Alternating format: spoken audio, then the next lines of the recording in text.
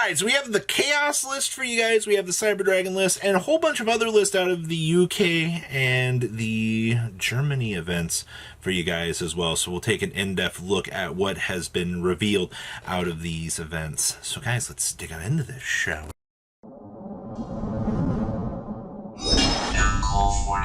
Smash your living crap out, subscribe button so you guys don't miss out on more excellent content. So the first list we have for you guys here is the Cyber Dragon list. And straight out of the bat, yeah, that's Pot of Prosperity in Cyber Dragons. I actually have another list that was actually played at a locals recently. I believe it was from James Thomas that was trying out Prosperity as well. So that's seeing general progress with this deck is kind of cool. The big detour I think people are going to have the biggest problem with here is, yes, that is Dragoon in the Cyber Dragon strategy, but to be honest with you, you can play without it or play with it. It does make the oomph on the deck go a little bit faster. Also, the 2 copies of the Galaxy Soldier, definitely pretty normal for this. I do like the ratios for Jordan's list here. Things are pretty straightforward with this. So this is a very interesting take on Cyber Dragons with Dragoon, with Prosperity, and playing Prosperity in this deck doesn't really harm you unless like you're trying to OTK your opponent. But in that situation, it's just you're in kind of a bad position, but there's really not much you can do about that. So we're also a lot more hand trapped out in this particular build, which is actually really good. Next up, we have the Chaos list for you guys. Now, in the breakdown yesterday, I put a big question mark on this because I was really unsure what this was, but it's exactly what I thought it was going to be. It's Chaos Dragon Legionnaire with a Lightsworn engine. We're back to playing Raiden. All right, like, this is exciting. We have the Super Agents for the extensions. We have the Mali Plague Spreader play. We have Gizmech for additional extension purposes. Chaos Armageddon Knight, Christia to fully disrupt the opponent's plays. This is awesome. You can also Nightmare Griffin back your Imperial Order off of like a full extension play with this deck. Like, this is freaking cute, man. It's been so long since I've seen like a Chaos variant like this. I'm super excited. So VJ, you're a crazy duelist. Like, this is exciting. Like, my only concern here or downside to this build is I feel like when you brick, it is gosh dang unplayable with this deck. I can kind of tell looking at this that sometimes it be like that, but what can you do? It just happens. By the way, Minerva is probably the best card in this deck. So a very nice flashback to years ago with this variant. This is exciting. All right, next up, we also had this was the Crusadia list. Now, for a lot of you guys that were asking about Crusadia, basically, with this deck, you basically start just climbing up ladders, and then your ultimate end game is to punish the opponent, basically end their day. Now, we're basically using the Dragon Link engine as our backbone here, and we're just going to use the rest of the Crusadia engine to climb up through Spatha. Spatha will allow us to move our Guard Dragon out of the way, because remember, Crusadia Draco is in fact, guess what, a dragon type monster. So once you get the movement and things going with this deck, basically it sets you up. So unfortunately, this is more of a Dragon Link based deck that is using the Crusadia engine as a means to climb up ladders and generate those bigger Link plays. So I think that's pretty cool, all things considered. So it definitely gives a different look to what you can do with Dragon Link in different regards. Next up, we have Grand Manju. And I'm not going to take a lot of time and be like, yeah, like, Manju is good. Fairy Tail Luna, very good card. Grand Manju, very good card. Alphas, Pankratops going second. A massive horde of kaijus, and guess what? A whole bunch of draw power for you to do your thing.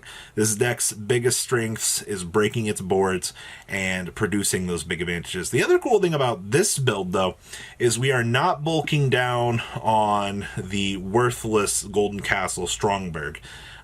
We've gone the kaiju approach to handling the boss monsters of today's metagame, which should say a lot. Like, I do like this build a lot, and I think it definitely will go to show that seeing innovations and changes in this deck is really good. Also, the freaking super poly target in the extra deck for the Golden Lord is beautiful, man. I love that. And out of the UK event, the last list I want to talk about here was Salaman great? It's been a little while since Solid has had the chance to get any sort of recognition whatsoever, so I'm very happy to see that Solid, by the way, triple debug, 2 copies of the Buffalo for the breakdown on that, 2 will as well, and then we're 1 and 1 on the traps. I think the biggest complaint that people are going to have with this is, yeah, he is playing triple desires with only 1 of each of the traps. That seems to be the general complaint that a lot of people have with decks like this is, well, you're playing desires, you should branch out.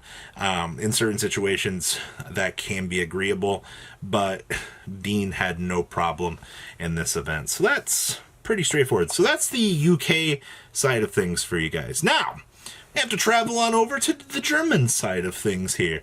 So, Mathmech, of all things, and you guys know I've been on a Mathmech kick, right? You guys know that I was excited when we were going through, what was the last format? And we were seeing freaking Mathmech OTK. Super Factorial is a very good card, by the way. Being able to interact on your opponent's turn through card interactions with the big Exceed monster, that's pretty freaking good.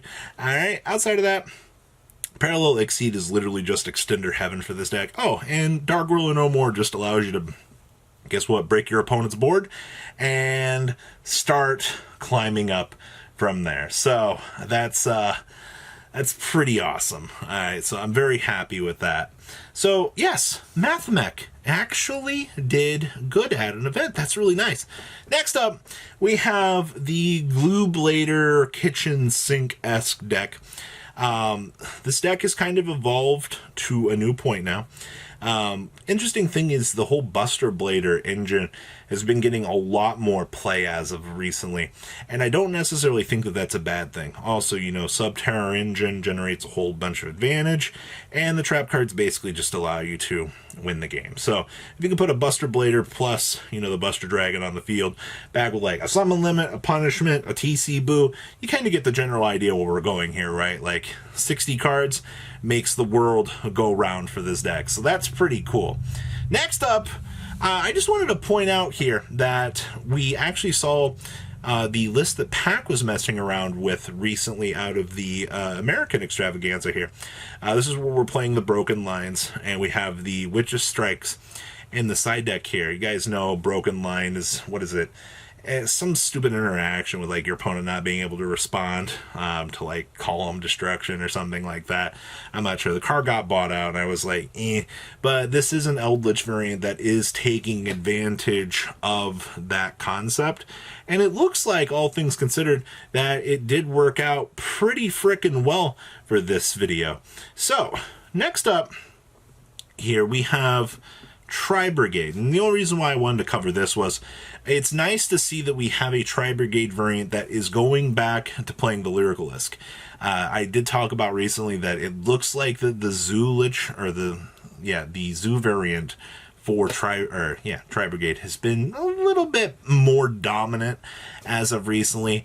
Not much else to really say about that. Once again, you see those freaking Dark Ruler No Mores. Dark Ruler No More looks like it's become a side or a main deck staple, this format, across the board for a lot of these events where you're just like, hey, break my board, and your opponent's like, yep, hey man, no damage, but if I can break your board, leave you with hardly anything to establish, I'll do it all day long. Alright.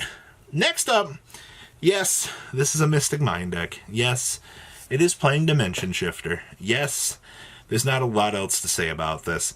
I think, honestly, as of making this video, that playing Prosperity's Extravaganza Pot of Dualities in the same deck with a card of Demise, just to see a Mystic Mind to ruin your opponent's day, it really says something about the current metagame. Also, seeing the triple copies of MST in here is very interesting, and I do actually like that. When you get into more of a grind game scenario, I have a feeling that card's going to come up quite a lot for these particular strategies. Next up, we have Ultrageist, actually.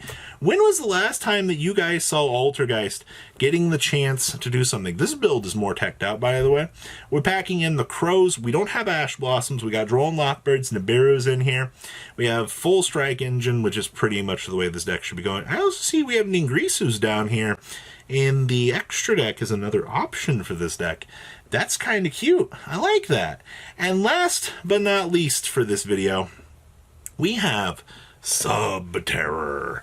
Honestly, Subterror with skill drain, I kind of like that actually. It's kind of spicy. Of course, you know how this deck's going to win. We're going to grind the opponent out through infinite hand traps, Phantasmes, Drolls, Venuses. Interesting enough, yep, we are playing the one Cave Clash. I like the skill drain in this deck. There's just something about seeing the skill drain in this deck that warms my heart a little bit, actually. So, definitely an interesting take on this. I'm actually very happy to see that this is how this particular event went for Rogue. So, yes, Rogue and Innovations looking pretty strong here. So what do you guys think about these lists? Leave a comment down below, smash your ever-living crap out, subscribe button. I will see your beautiful faces back here later on in the day for some more cool, awesome content. Peace out, guys. Have a good one. Thank you, patrons, for making the ride never truly end. Without you guys' support, well, I would probably be doing Truffle Shuffle videos for a living.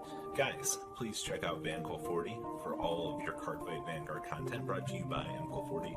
And if you are looking to pick up singles, check out mcoolgames.com for your trading card game needs. Thanks for watching, everybody.